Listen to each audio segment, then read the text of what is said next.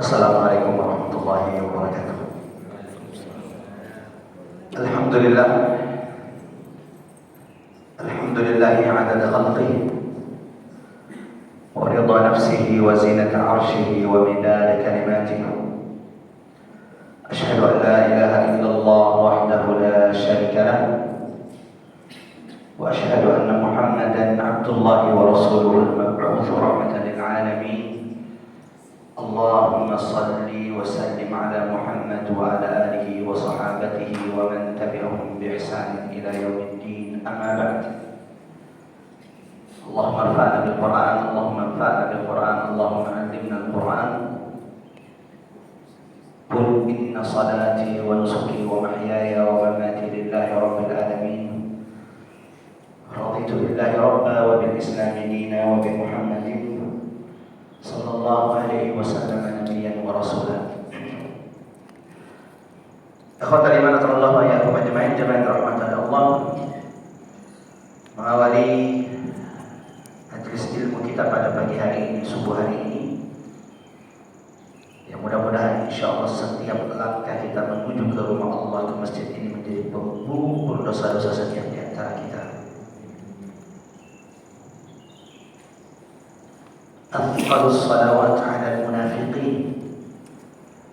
Salat yang paling berat ditegakkan orang munafik itu ada dua. Salatul isya wa salatus subuh. Salat subuh dan salat isya. Kata ulama, sebaik-baik udara adalah udara di waktu subuh, karena dia belum dicemari nafas orang-orang munafik. Rasulullah menjadikan berita gembira bagi siapapun yang istiqomah menjaga sholat-sholat subuhnya di masjid. Rasulullah mengatakan, "Basyiril masya'ina fi dhulmatil laili ilal masajid." Sampaikan kepada umatku berita gembira. Umat Nabi yang bagaimana? Barang siapa yang senantiasa istiqomah berjalan kaki di masjid di tengah malam dalam gulita. Salah satunya adalah sholat. Apa berita gembiranya? Binuril tammi yaumil qiyamah. Nabi berkata, berita gembira untuk mereka adalah cahaya Allah yang sempurna pada hari kiamat. Allahu Akbar. Mudah-mudahan insyaallah Allah karuniakan kepada kita cahaya yang sempurna kelak pada hari kiamat. Amin ya rabbal alamin. Alhamdulillah, setelah sekian lama Allah tidak rezekikan kita duduk di majelis ini bersama, kembali Allah pertemukan kita di majelis ini. Ya, mudah-mudahan insyaallah saat ini Allah turunkan keberkahan, Allah turunkan rahmat di tengah-tengah kita. Semoga saat ini majelis perkumpulan kita ini sedang dibangga-banggakan Allah di hadapan perkumpulan malaikat-malaikatnya. Tidak ada orang yang duduk di majelis ilmu sampai majelis ilmu itu ditutup. Mohon diingat baik-baik. Sampai dia ditutup, kecuali tidaklah mereka berdiri meninggalkan majelis itu, dosa-dosanya diampunkan oleh Allah yang telah lalu. Yang dimaksud di sini adalah dosa-dosa kecil. Adapun dosa-dosa besar, dia wajib bertaubat. Dan kalau dosa itu terkait dengan orang lain, maka dia harus meminta maaf dan mengembalikan hak orang lain tersebut. Jamaah rahmatullah, ikhwatan iman wa iyyakum. Pembahasan terakhir kita adalah surah Al-Ikhlas. Saya sampai lupa untuk diingatkan daerah. Kalau hari ini kita akan mentadabbur surah Al-Lahab, surah yang penuh dengan pelajaran, surah yang penuh dengan peringatan. Ya, mudah-mudahan insyaallah pagi ini kita mampu mengambil ibrah, pelajaran, hidayah, petunjuk dari surah ini. Seperti biasa, sebelum kita mulai mengambil pelajaran dari surah Al-Lahab ini dan surah-surah yang kita tadabburi, kita akan sama-sama membaca dulu surah ini. Mudah-mudahan Allah lembutkan hati kita, Allah bersihkan jiwa-jiwa kita, setiap huruf yang kita baca ini menjadi pemberat timbangan amal kebaikan kita. Silakan diikuti bacaan saya. A'udzu billahi minasy syaithanir rajim.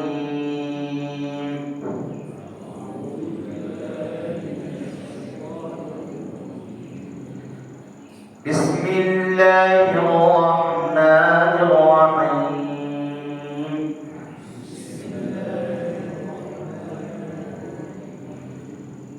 Tabbat yada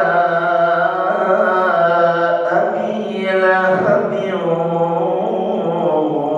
wa tabb.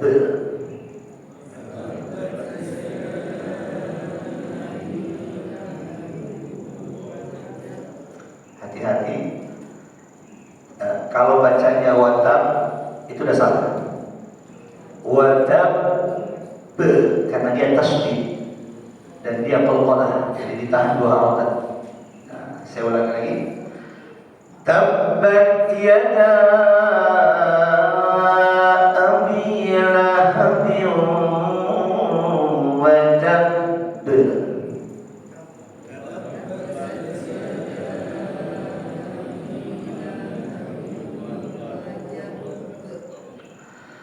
Ma aghna anhu maluhu wa ma kasab.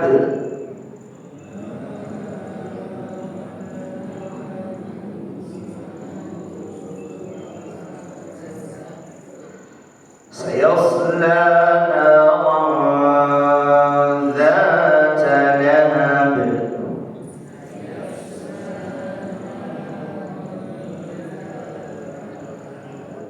وامرأته حمالة الحطب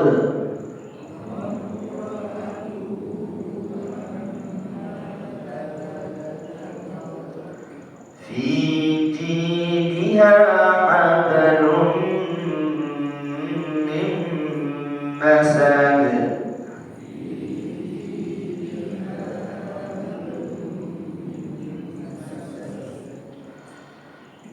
Tabbat yada abi lahabin wa tabb. Celakalah kedua tangan Abu Lahab dan celakalah. Ma aghna anhu maluhu wa ma kasab. Tak sedikit pun bermanfaat semua harta yang sudah dikumpulkannya berpuluh-puluh tahun. Bukan cuma itu, wama kasab, dan semua yang sudah diusahakannya. Sayasla naran dhata lahab. Kalau ia akan dilemparkan ke dalam api neraka yang menyala-nyala. Bukan cuma dia, wa imra'atuhu, dan juga istrinya. Hammalatul hatab, pembawa kayu bakar. Fi jidha hablum min masad. Di lehernya kelak ada tali serabut yang mengikat lehernya di neraka. Surah Al-Lahab yang juga disebut dengan surah Al-Masad. Al-Lahab, Al-Masad diambil dari kata Al-Masad di ayat kelima, ayat terakhir. Surah ini juga kadang disebut dengan surah Abi Lahab. Karena dari awal surah sampai terakhir surah isinya tentang Abu Lahab.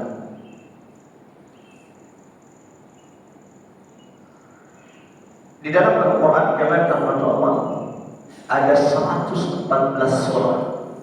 Betul atau tidak? Dari 114 surah ini ada 3 surah di dalam Quran diawali dengan ancaman saja. Jadi cuma 3 surah di dalam Quran yang diawali dengan ancaman. Apa 3 surah tersebut? Diawali dengan ancaman, itu menunjukkan bahwa dosa maksiat yang dilakukan di surah tersebut bukan main-main di hadapan Allah.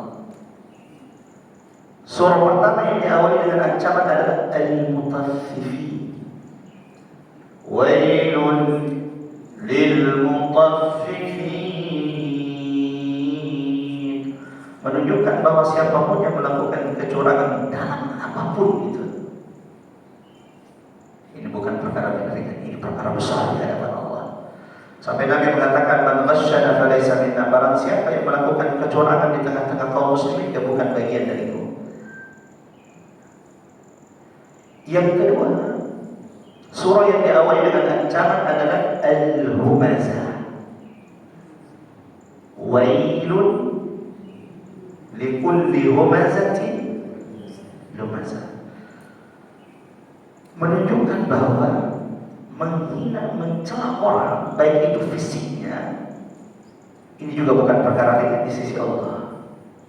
Sayangnya hari ini kan lawakan candaan di TV kan masuk semua di sini. Wailun likulli humazatin lumazah, menghina wajah orang, menghina fisik seseorang. Padahal Nabi mengatakan, la tuqabbihul wajha, jangan sekali-kali menjelekkan wajah seseorang. Kenapa? Laqad khalaqnal insana fi ahsani taqwim. Itu berarti menghina, mencela ciptaan Allah Subhanahu wa taala. Yang ketiga, surah yang diawali dengan ancaman adalah Al-Lahab. Tabbat yada abi lahab, celakalah kedua tangan Abu Lahab. Surah ini termasuk dalam kategori surah Makkiyah. Apa itu surah Makkiyah? Surah yang diturunkan Allah kepada baginda Nabi melalui Jibril sebelum hijrahnya Nabi. Disebut dengan apa? Makkiyah. Yang berikutnya, surah ini termasuk surah Mufassal. Diingat saja dulu, Mufassal. Apa itu Mufassal, Ustaz? Jangan terhormat Allah, Rasulullah membagi surah dalam Al-Quran itu menjadi 4 kategori. Kalau tidak salah ini juga sudah pernah saya sampaikan di sini. At-Tiwan, 7 surah yang panjang dalam Quran, mulai dari Al-Baqarah, Al-Imran, dan sampai 7 surah ini disebut dengan At-Tiwan, surah-surah yang panjang dalam Quran, yang kata Nabi kandungannya sama dengan Taurat yang Allah turunkan kepada Musa. Yang kedua, Al-Mu'min, yaitu surah dalam Quran yang ayatnya di atas 100, dan ini seperti Zabur yang Allah turunkan kepada Daud alaihissalam. Yang ketiga ada namanya Al-Mathani. Apa itu Al-Mathani? Ayat yang jumlah surah yang jumlah ayatnya di bawah 100. Dan ini seperti Injil yang Allah turunkan kepada Isa alaihissalam. Yang keempat, ada surah-surah dalam Quran yang disebut dengan Mufassal. Ayatnya pendek-pendek. Bahkan surah Mufassal ini cuma 3 ayat kadang. Seperti surah Al-Kautsar, An-Nasr, Al-Asr. Akan tetapi kata Nabi SAW, "Fuddiltu bil Mufassal." Keistimewaan Quran ini adalah adanya surah-surah Mufassal yang tidak terdapat pada kitab-kitab sebelum Al-Quran. Nah, surah Al-Lahab ini termasuk dalam surah Al-Mufassal yang menjadi keistimewaan Al-Quran. Surah Al-Lahab yang kita tadabburi pagi ini, jemaah rahmat Allah, kalau kita lihat urutannya dalam mushaf, maka surah ini adalah surah yang ke-111. Akan tetapi urutan turunnya surah ini termasuk yang pertama-tama kali turun kepada Nabi. Ulama menyebutkan bahwa As-Suyuti di antaranya, surah Al-Lahab ini adalah surah ke-6 yang turun kepada Nabi. Jadi urutan turunnya surah ini adalah surah yang ke-6. Al-Alaq, Iqra, Al-Mudaththir, ya ayyuhal mudaththir, Al-Muzammil, ya ayyuhal muzammil, Al-Alaq, Nun wal qalam wa ma yasturun, Yang kelima Al-Fatihah. Setelah Al-Fatihah, Allah turunkan surah Al-Lahab. Saya tidak akan masuk kepada tafsir penjelasan detail surah ini. Akan tetapi jemaah Allah, kita akan mengambil pelajaran-pelajaran singkat saja dari surah ini. Sebelum kita menyebutkan beberapa pelajaran tazkirah, hidayah, petunjuk dari surah Al-Lahab ini, saya sedikit ingin menjelaskan siapa Abu Lahab. Apa yang dilakukan Abu Lahab? Sampai-sampai Allah turunkan satu surah khusus menunjukkan kehinaan Abu Lahab yang akan terus dibaca sampai hari kiamat. Siapapun yang baca surah ini sampai hari kiamat akan mengetahui betapa hinanya Abu Lahab ini. Pertanyaannya jemaah teman-teman, apakah Abu Lahab ini memang yang paling keras permusuhannya kepada Nabi? Jawabannya tidak. Ada yang lebih besar permusuhannya kepada Nabi dibanding Abu Lahab?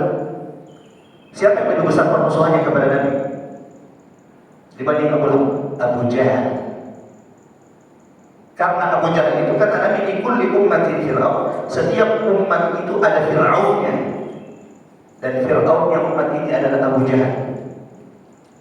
Tapi coba perhatikan dalam Quran, ada tak surah Abu Jahal? Tidak ada. Yang ada adalah surah Al-Lahab atau surah Al-Lahab. Sedikit kita akan bahas Abu Lahab. Siapa Abu Lahab? Apakah Abu Lahab ini nama aslinya? Apa yang dilakukannya sehingga Allah turunkan satu surah khusus di awal-awal Islam? Bahkan kata ulama, surah Al-Lahab atau Al-Masad, surah Abu Lahab ini salah satu bukti mukjizat Quran. Quran itu mukjizat. Salah satu buktinya adalah surah Al-Lahab. Kenapa? Surah Al-Lahab ini turun, Abu Lahab itu masih sehat. Saya ulangi, surah ini turun bukan setelah Abu Lahab mati, enggak. Surah Al-Lahab ini turun, Abu Lahab masih sehat bugar. Lalu turun surah ini mengatakan, menyatakan, menegaskan, menetapkan dia akan mati dalam keadaan kafir. Itu kalau Abu Lahab cerdas sedikit, pura-pura saja dia masuk Islam. Seandainya kita dengarkan sejarah Abu Lahab masuk Islam, bingung kita dengan surah ini. Gimana ya Abu Lahab? Tapi sekedar pura-pura masuk Islam, Allah tidak berikan kesempatan itu kepada Abu Lahab. Maka kata ulama, kecelakaan bagi manusia kalau Allah sudah menutup hatinya dari hidayah Allah. Khatamallahu ala qulubihim wa ala sam'ihim wa ala absarihim ghishawa wa lahum 'adzabun 'adzim. Abdullah Asma binti Abi Bakar radhiyallahu anha meriwayatkan bahwa waktu turunnya surah ini, dua-duanya masih hidup. Abu Lahab masih hidup, istrinya juga masih hidup. Siapa namanya istrinya Abu Lahab? Ummu Jamil. Dan itu juga bukan nama aslinya, saya akan sebutkan nanti nama aslinya. Surah itu, dua-duanya masih hidup. Yang memberitakan bahwa keduanya mati dalam keadaan kufur dan sudah tertutup pintu hidayah bagi mereka berdua. Asma binti Abu Bakar meriwayatkan bahwa ketika turun surah Al-Lahab ini, datang istrinya Abu Lahab, Ummu Jamil, mencari Nabi Muhammad SAW bersama beberapa algojonya.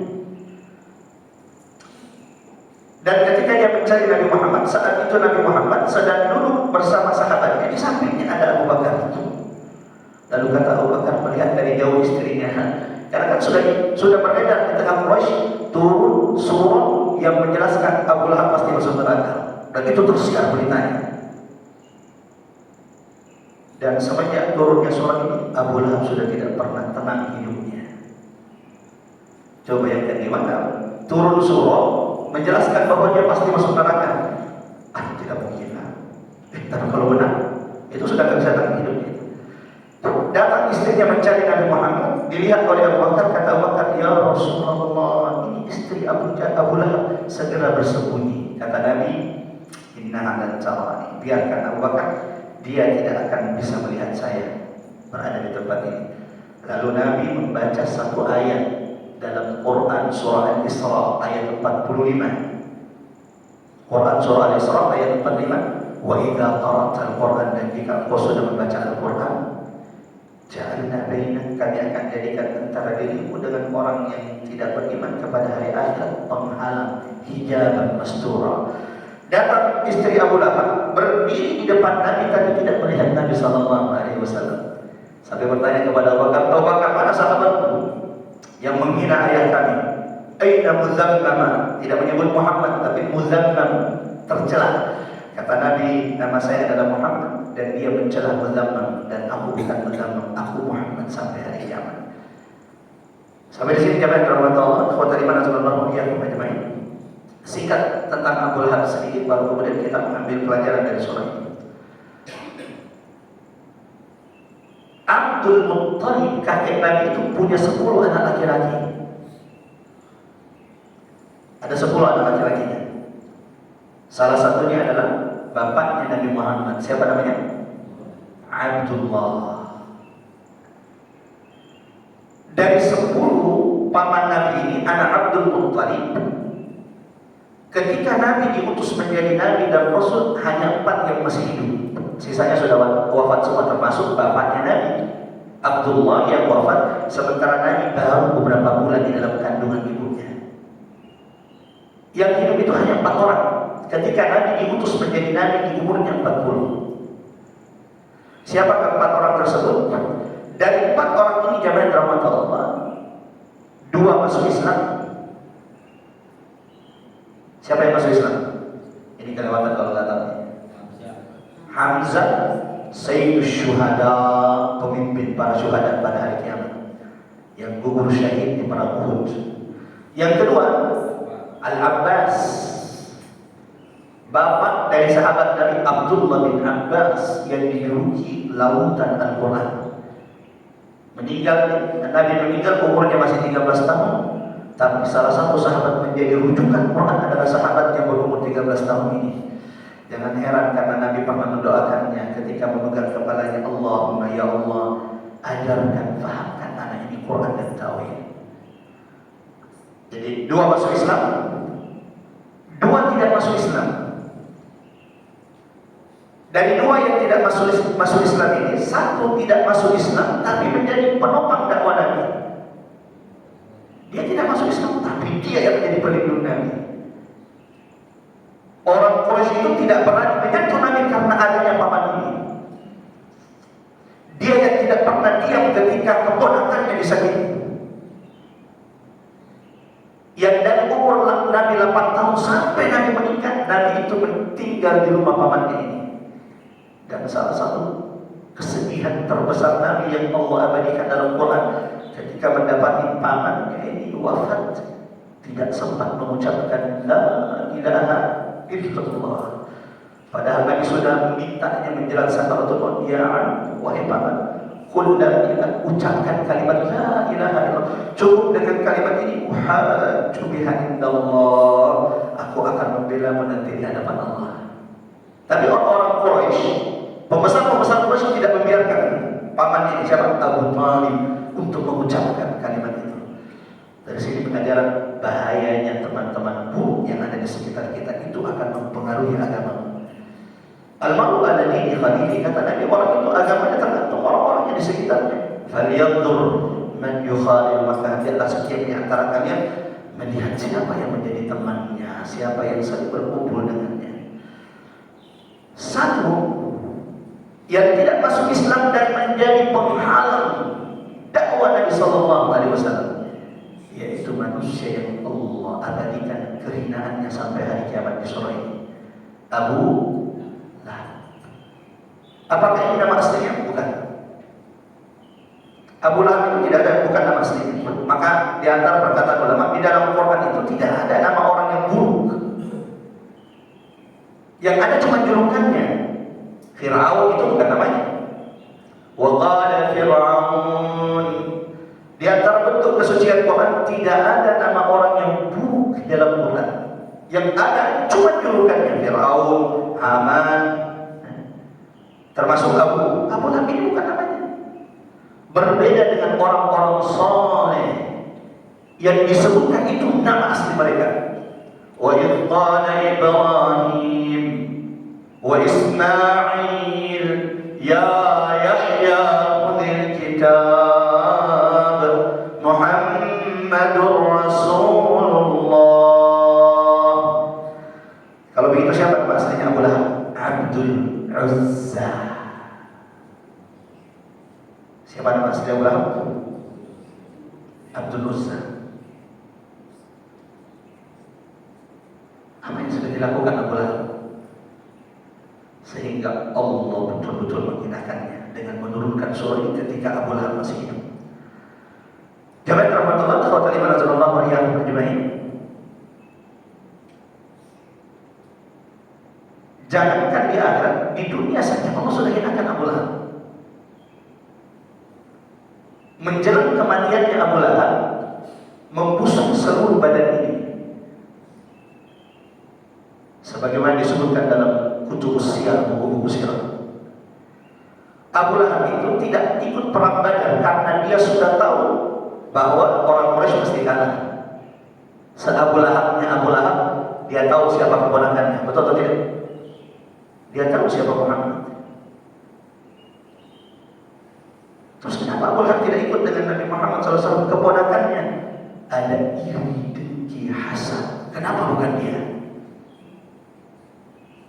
Dan sini kata ulama, ada dua penghalang terbesar hidayah itu. Jadi kenapa orang itu tidak diberikan Allah hidayah? Penghalang terbesarnya itu ada dua. Satu, kesombongan,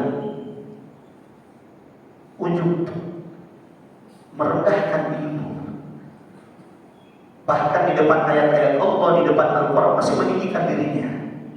Kan seperti itu Abu Lahab, seperti itu Abu Jahal.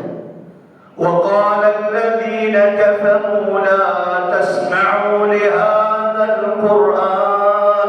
Dan berkatalah orang-orang kafir, Abu Jahal, Abu Lahab, jangan pernah mau dengarkan Quran. Karena dia sudah menutup diri mereka dari hidayah Allah, maka Allah tutup hidayah itu untuk mereka.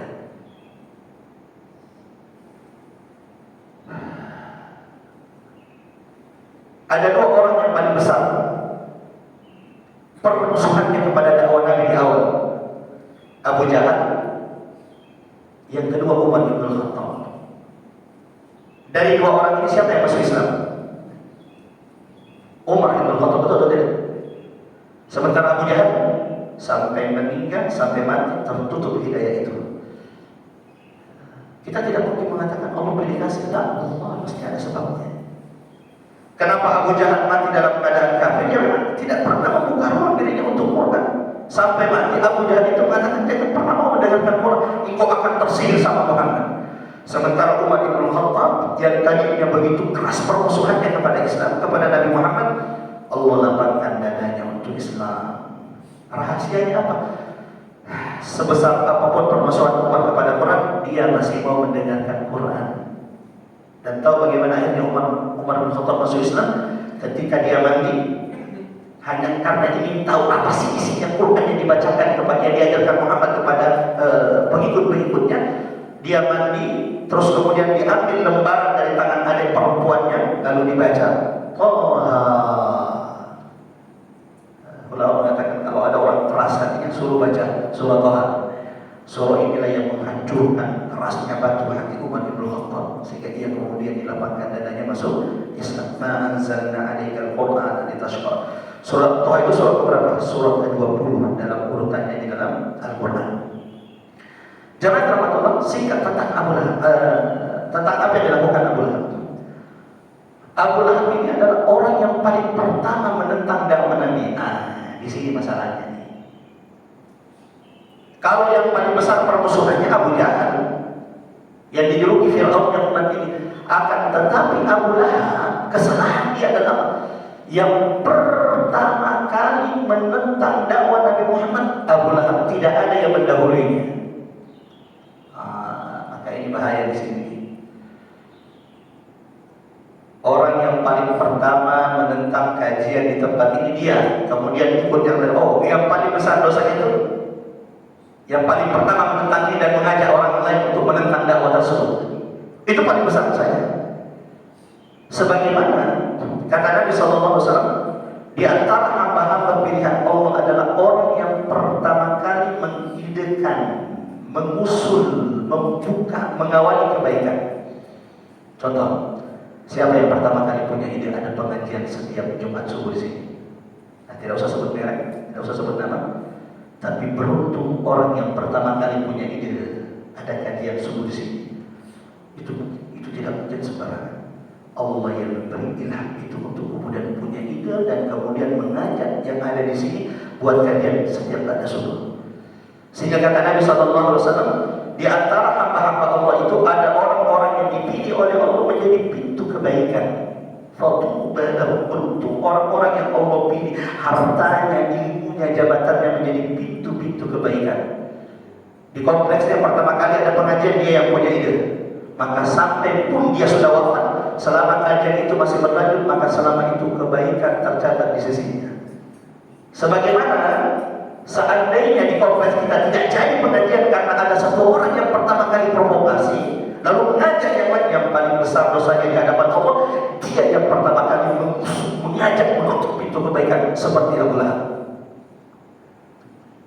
Bukan karena paling besar permusuhannya, tidak. Abu Jahal lebih berat. Karena tapi apa kesalahan Abu Lahab? Pertama kali menentang dakwah Nabi Muhammad. Dia orang yang pertama, tidak ada yang mendahulinya. Ketika Nabi SAW berdiri di Bukit Safa setelah turunnya firman Allah dalam Quran surah Asy-Syu'ara ayat 214, wa anzir 'ashiratakal aqrabin. Muhammad hambaku, rasulku, sudah saatnya engkau dakwakan dakwah Islam ini secara terang-terangan. Cukup sudah engkau berdakwah diam-diam selama 3 tahun. Saatnya engkau umumkan di depan manusia. Naiklah Nabi di atas Bukit Safa. Kalau kita sahih antara Safa dan di Mekah itu, siapapun yang ingin mengumumkan pengumuman tempatnya di Safa. Nabi berdiri di atas Bukit Safa, ya ma'asyara Quraisy, wahai orang-orang Quraisy berkumpullah. Ya Bani Fihr, wahai anak cucunya Quraisy berkumpullah. Ya Bani Abdul Muttalib, ya Bani Hashim, ya Bani Ali, dipanggil satu-satu oleh Nabi. Setiap kabilah-kabilah Quraisy berkumpul mereka. Karena yang panggil siapa? Muhammad, dan mereka tahu siapa Nabi Muhammad SAW. Sampai-sampai disebutkan bahwa orang yang sakit dan tidak bisa datang menyambut seruan Nabi itu mengutus orang, coba lihat apa yang dikatakan Muhammad. Setelah mereka berkumpul, apa kata Nabi? Ya masyaallah Quraisy, kalau saya katakan kepada kalian bahwa di balik gunung ini, di balik lembah ini ada pasukan berkuda yang ingin menyerang kalian, kuntum musaddiqin, apakah kalian percaya kira-kira dengan berita yang saya sampaikan? Apa jawab mereka? Qalu na'am. Jelas kami percaya.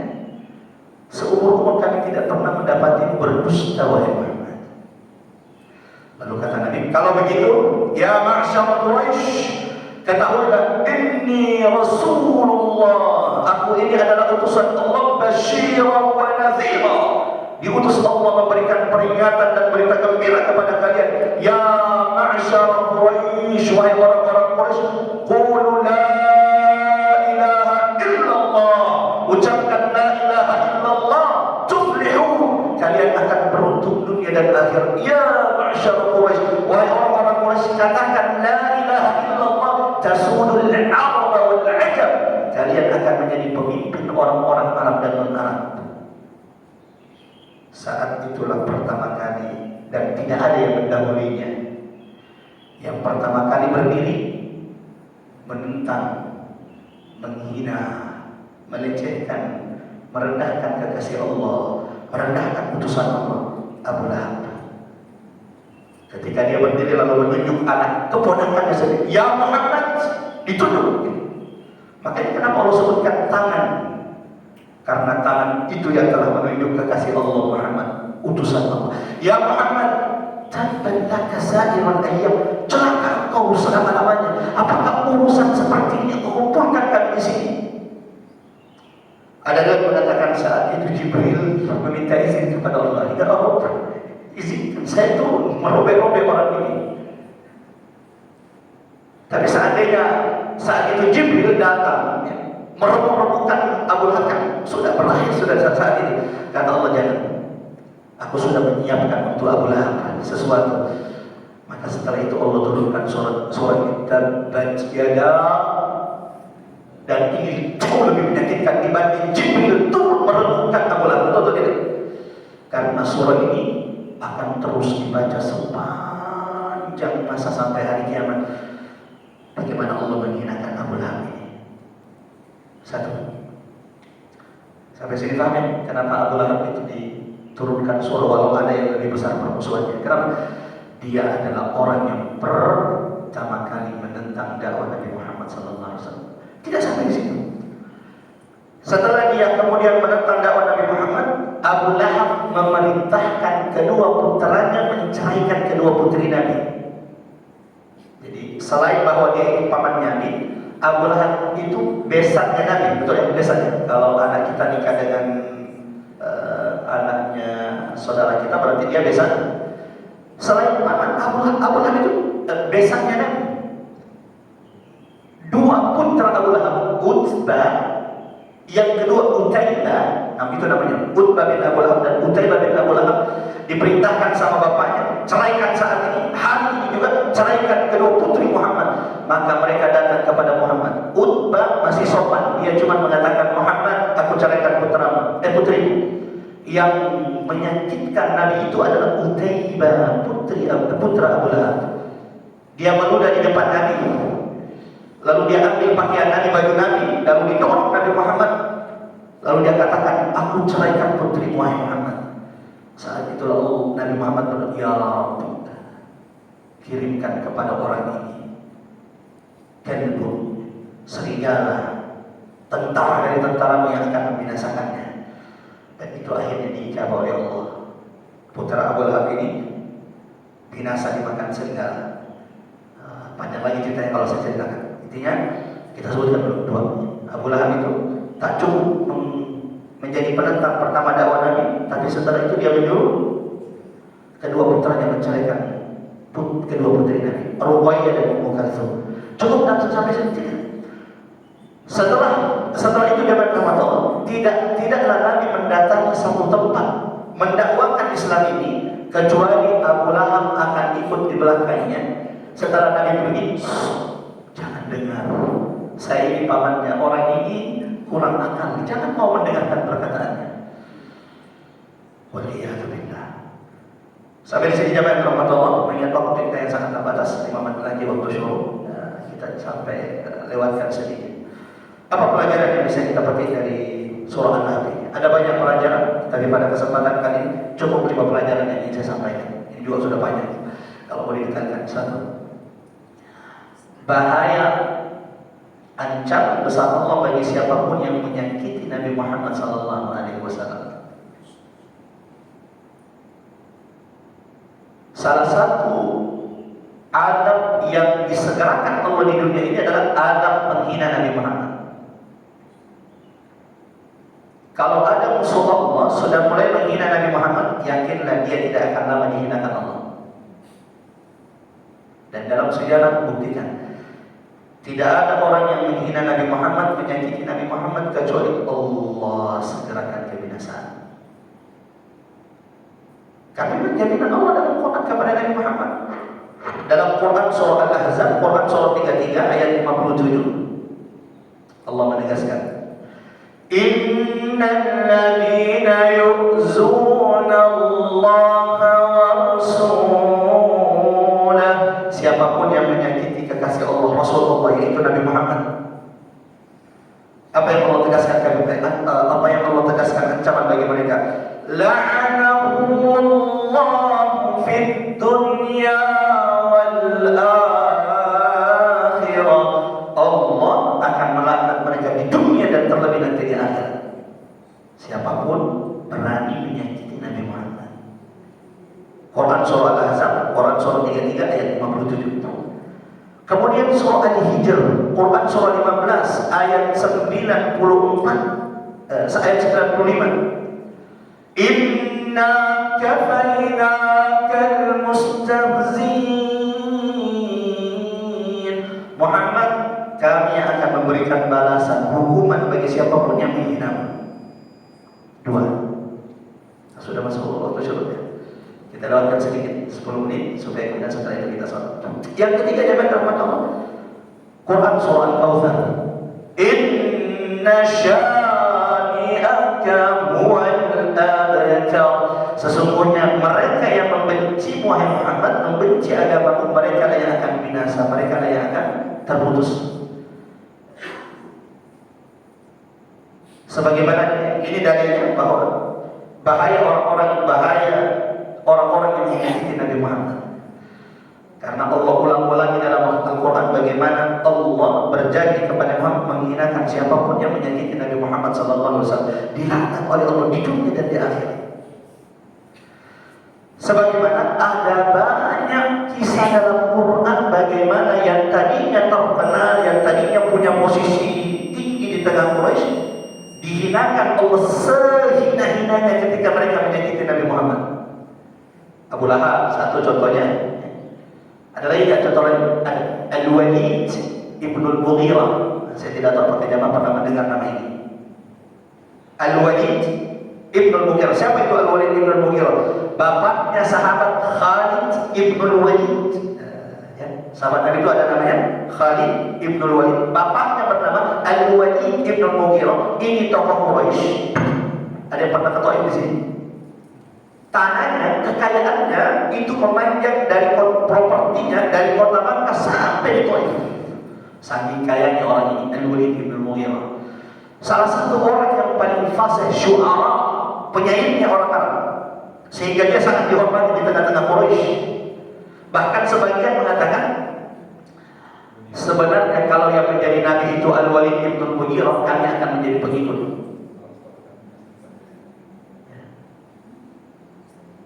Jadi sebagian orang berharap dia yang jadi nabi, bukan Nabi Muhammad. Al-Walid Ibnul Mughirah, jemaah rahmatullah, bagaimana ia kemudian dihinakan Allah ketika dia datang kepada Nabi Muhammad lalu mengatakan, Muhammad, coba bacakan Quran yang diturunkan Tuhanmu kepadamu.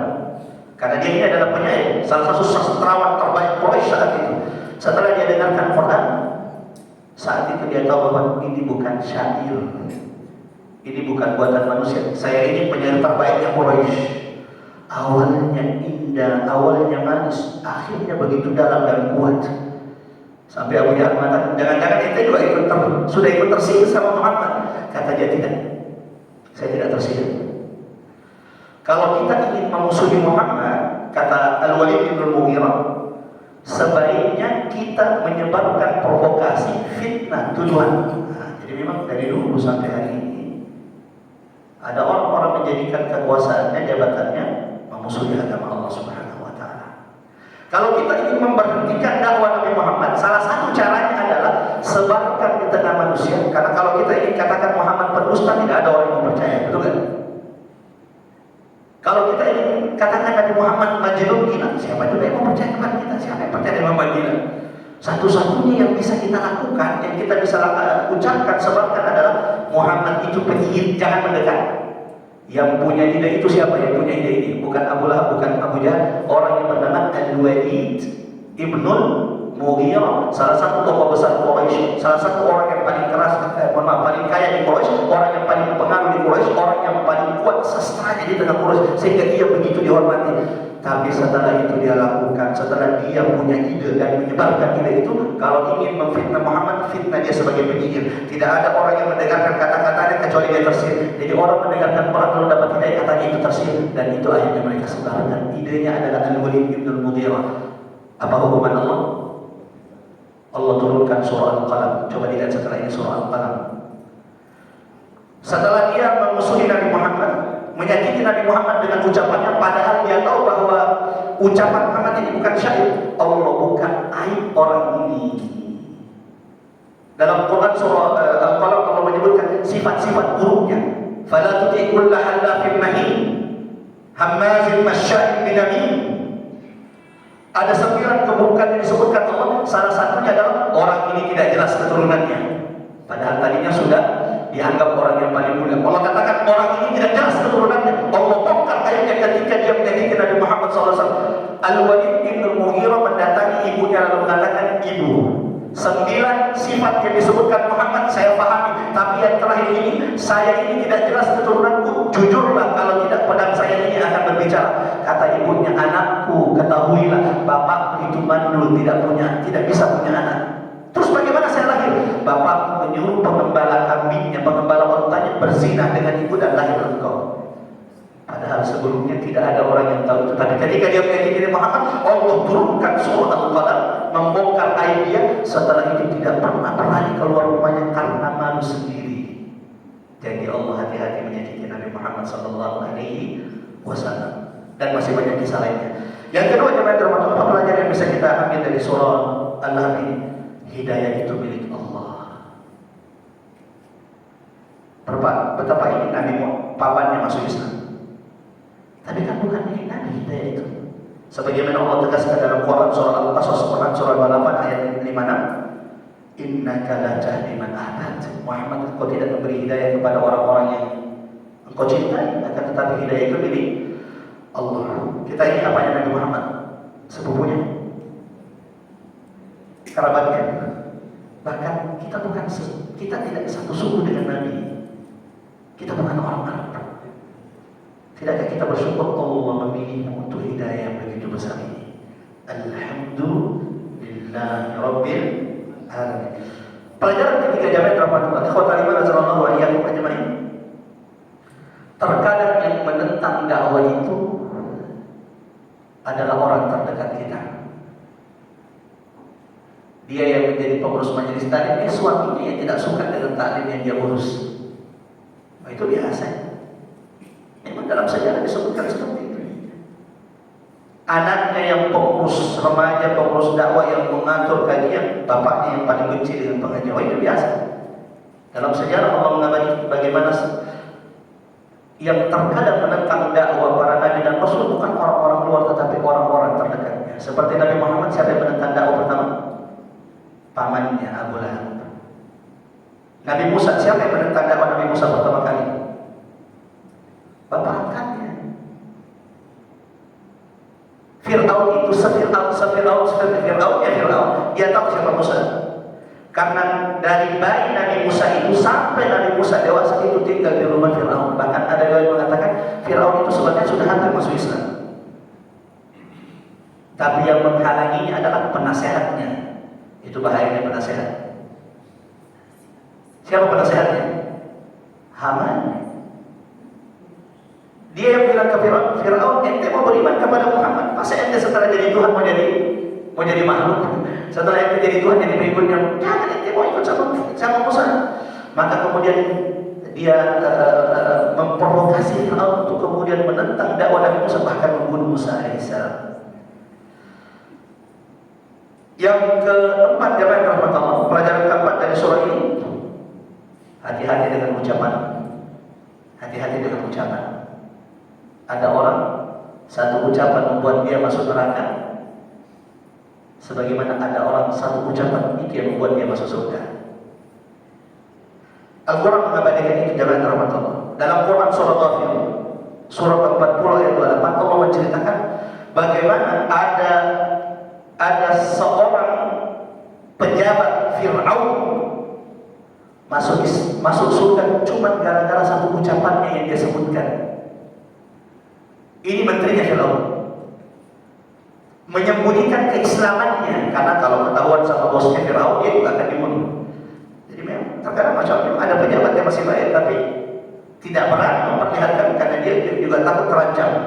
Sebenarnya Nabi Fir'aun itu ada. Kata Allah Subhanahu wa taala, "Wa qala rajulun mu'minun min ali Fir'aun," dan berkatalah seorang laki-laki beriman dari keluarga, dari kerabat, dari orang terdekatnya Fir'aun, menyembunyikan imannya, yaktum imanahu. Apa kata orang ini? Gara-gara ucapan ini Allah masukkan dia dalam surga. Allah mengabadikan perbuatannya dalam Al-Quran. Apa ucapannya? Fir'aun, jangan bunuh Musa. Apakah kamu ingin membunuh orang yang cuma mengajak orang beriman kepada Tuhan? Ya sudah, jangan biarkan saja. Cuma gara-gara ucapan ini Allah masukkan dia ke dalam surga. Maka jangan takut mengucapkan kebenaran, karena bisa jadi satu ucapan kebenaranmu itu yang Allah rahmati engkau dengannya dan Allah masukkan engkau ke dalam surga. Sebagaimana hati-hati pula dengan ucapan kita, karena Abu Lahab itu diturunkan satu surah, Allah tutup pintu hidayah cuma gara-gara satu ucapan. Apa itu? Tabbat laka ya Muhammad, celaka engkau hai Muhammad. Dan karena satu ucapan ini Allah tutup pintu hidayah bagi Abu Lahab. Pelajaran terakhir, dan kita tutup dengan ini jabatan rahmat Allah. Salah satu penghalang hidayah, orang itu susah mendengarkan ilmu, susah ilmu itu masuk, susah mendengarkan ayat Allah, ujub, menyombongkan harta dan jabatannya. Maka tidak ada orang duduk di majelis ilmu, sifat itu masih ada kecuali ilmu itu tidak akan masuk. Sebagaimana sebaliknya tidak ada orang yang merendahkan dirinya di hadapan ayat-ayat Allah kecuali Allah akan masukkan, Allah akan terangi hatinya dadanya dengan ilmu Allah Subhanahu wa taala. Dua jenis manusia kata ulama diharamkan ilmu bagi mereka. Satu, mustakbir, menyombongkan ilmu, menyombongkan.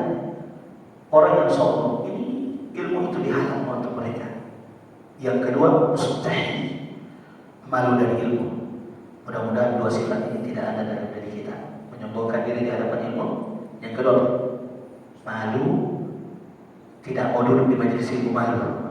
Bagaimana mau dapat hidayah? Dia sendiri malu dari hidayah Allah Subhanahu wa taala. Sebelum saya tutup, kalau ada pertanyaan, jika tidak ada kita tutup dengan doa kafatul majlis. Tafadhol, silakan.